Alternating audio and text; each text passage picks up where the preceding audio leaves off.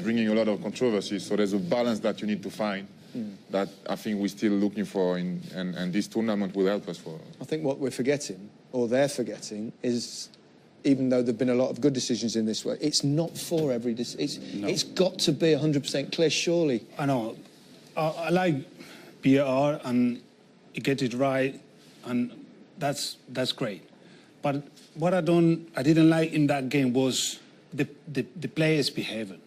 I think the players acting too much. You know, we see after some contact, just players rolling around the floor, going, you know, complaining to the referee. Come on, the players. I don't like that from the player. I don't want to see that again in the next few games to come. I thought one of the positives that VAR would bring to the game would actually cut out play acting from players. If anything, I think in this tournament, it's actually increased it, and it's pretty embarrassing. We saw Pepe in the game before. We saw Quaresma tonight, which we'll have a look at. Some of the behaviour from the players is embarrassing, but the referee was, well, he's hopeless. Okay, we've got lots to discuss. Let's first and foremost confirm the group table, Group B, and see who has actually gone through as top. That's Spain, remarkably. They got a goal awarded late on in their match, courtesy of VAR. Look forward to seeing that one shortly. We've got highlights of that game coming up, of course. Spain will face Russia in Moscow on July the 1st. Portugal will now travel to Sochi on the 30th of June to take on Uruguay. Right, where do we start? Let's start with Ronaldo. I mean, should he have been sent off first and foremost?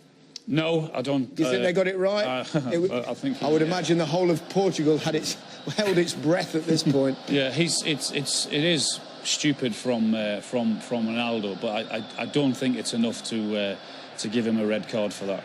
On that occasion, he's lucky though. Yeah, he is. He's foolish there, especially when you consider he must know the cameras are everywhere and there's VAR. And it looks like he's certainly had a little oof. Yeah, but for the referee had to look at that for a good 30 or 40 seconds, and when you have to look at it from 4 or 5 angles, then it's not clear and obvious, is it? If it's obvious, you look at one angle and you make a decision. Did he? I don't think it's a red card as well, and maybe not even a yellow, because it took the referee too much time to decide. And if you want to put a card, it has to be a red or nothing. That's my opinion. Similar, Diego Costa on Pepe in the first game for the Costa goal, I think, and it was not even a foul. So, well, there's no red anyway. What about the penalty incident? Another VAR one. Another.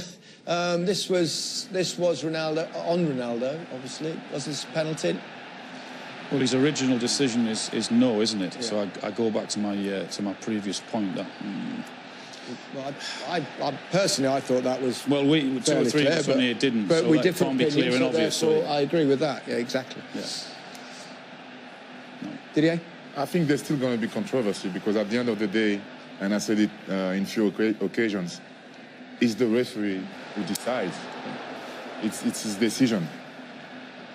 So we're still going to criticize him for taking the good decision. Well, he missed it anyway. Yeah. He's no Harry Kane, is he? You can see that Messi and Cristiano, they're humans. Yeah. Both of them missed a penalty already in this World Cup. So. And the goalkeeper made a great save. Yeah. Yeah. We're Cristiano and I love the first half. So give him credit. You know? Yes. This is quite possibly the most ludicrous of VAR decisions we've seen. This penalty as well. Well, I spoke about it straight after the game. It's nonsense. It's utter nonsense. Look, he's looking at it there. Straight, clear view. What is he, 12 yards away, something like that? He doesn't think it's a penalty then. And for him to go and have a look at the screen and overturn that, and he thinks that it's deliberate handball, then I'm trying to keep calm without swearing and getting angry here, because, I mean, that is just a ludicrous decision. Yeah. Good penalty. And then we had a few minutes, didn't we? And then Iran had the chance of all chances. I mean, you can't imagine what would have happened if they'd have scored and knocked Portugal out. But here it is. Taremi had what an opportunity. Didier.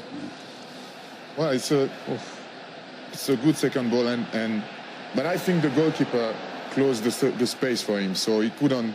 See, the goalkeeper was really good. He came out fast and disturbed his chance. Yeah. Let's have a look at Quaresma's goal. In the end, proved so important, of course, for Portugal. And what a beauty it was with the outside of his foot, Pablo. Yeah, we were talking about this at half-time. It was a great goal. I think it was the best thing in this game. I'm so happy we have seen a great goal in that game, because I'm so angry about that second half. Believe me, I didn't like it.